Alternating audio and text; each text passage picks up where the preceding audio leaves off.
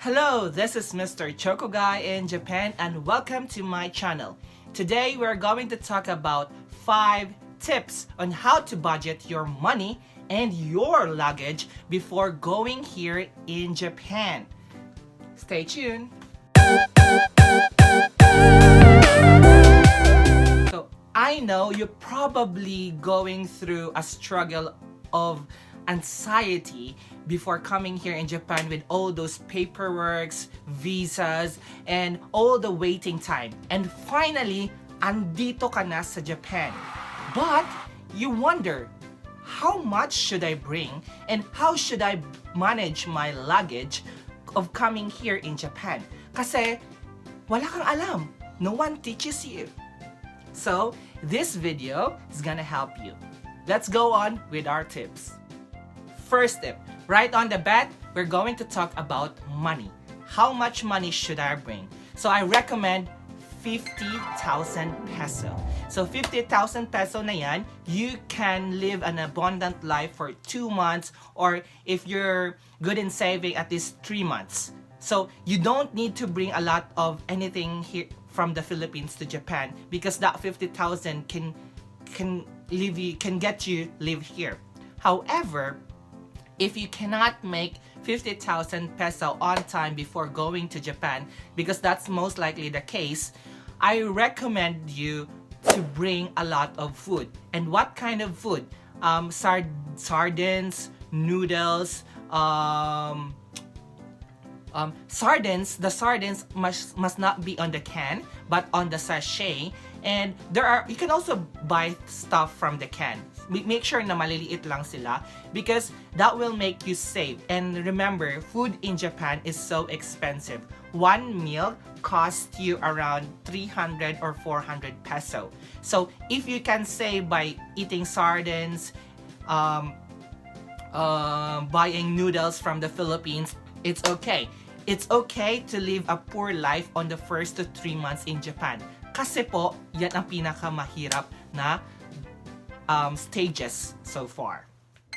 Second tip, allocate money for bicycle. I assure you that bicycle is really a huge help of starting up here in Japan because as you all know, we all ride bicycles here. So, how much should I allocate for bicycle? Ganun po kasi yan.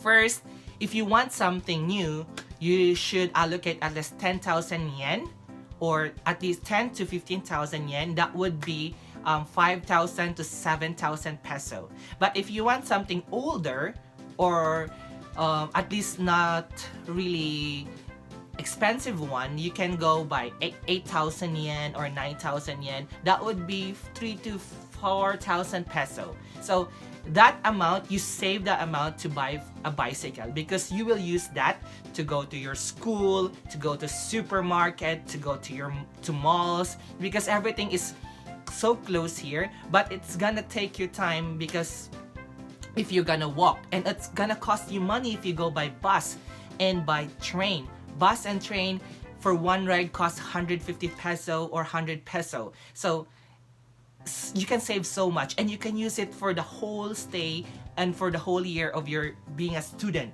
So right now I'm a teacher, I still use bicycle and I save a lot.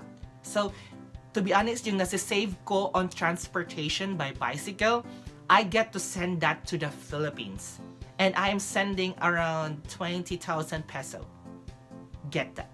That's how much you can save if you had bicycle. And it only costs you 5,000.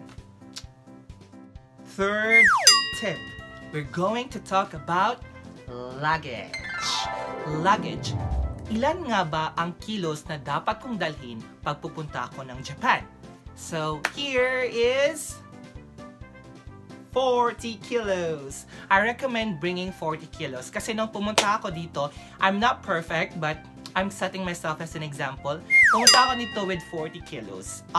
I bring at least 30% of my luggage was my clothes and the rest are my food. Noodles, sardines, asin, bitsin.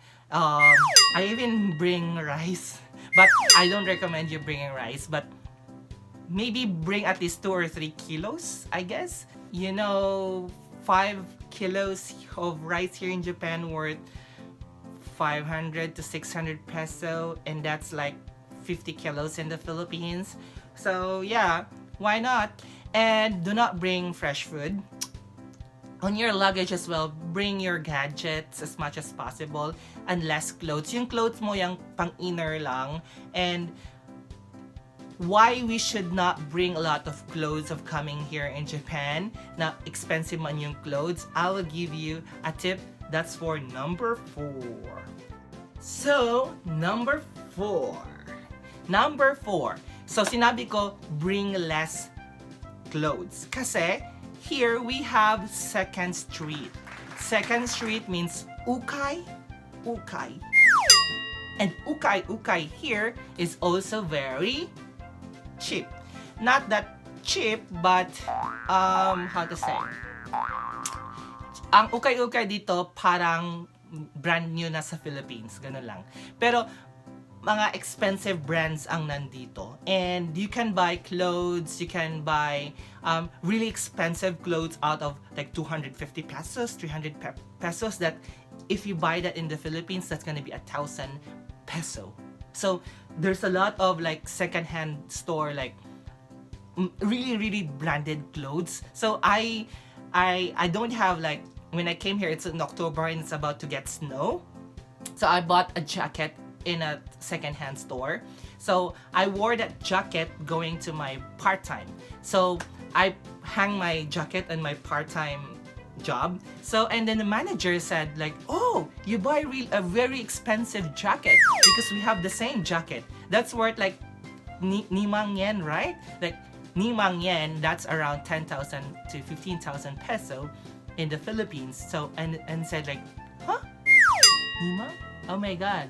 I just bought that by like 1,200 peso and it's like 3,000 yen. So like, see, a really expensive clothes, I get to buy that for like, and it's a new edition of Uniqlo clothes. So yeah, you don't have to bring a lot of clothes, but of course if you're gonna go here in winter, bring all the necessary things you need to bring, but less clothes, especially jackets, kasi it's gonna bundle your luggage. Last tip. On your first month here in Japan, do not travel too much. So I know you have, maybe you bring 50,000 or over and you're gonna go, oh, you're so excited going to Japan and you have this a lot of places you want to go, but so you tend to spend too much. There's a lot of food you want to eat, you spend too much. So then you don't realize that even if you start doing part-time at early as when you come here in Japan, you have to remember that there's a 2-month rule of sahod here in Japan. So for example, if you start on January 1st, you're not gonna get your sahod on January end. It's on the February end. So, may isang buwang laktaw. So, it means, pumunta ako ng October dito, and the October 3rd or 5th, around that time. So, nagkaroon ako ng sahod is around November. Around end of November na ako nagkasahod. So, 2 buwan kang tigang. Wala kang sahod. So, means, tipid-tipid rin. So, alam ko na sa Philippines na maybe mahilig kang mag-Starbucks. Dito, bawasan mo ang Starbucks. Yung Starbucks mo, isang meal mo na yan, o pangalawa. Next is, go to the store. To tipid, go to the store, to the supermarket around nighttime. Around mga 6 or 7.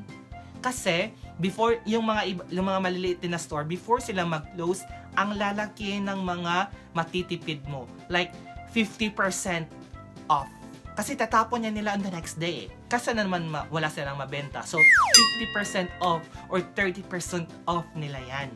So, doon ka pupunta at ang laki ng mga masasave mo. Kasi isipin mo, 30% off kung bibili ka ng marami for like a week. ang laki na naman sa save mo. So, yan ang tip ko talaga.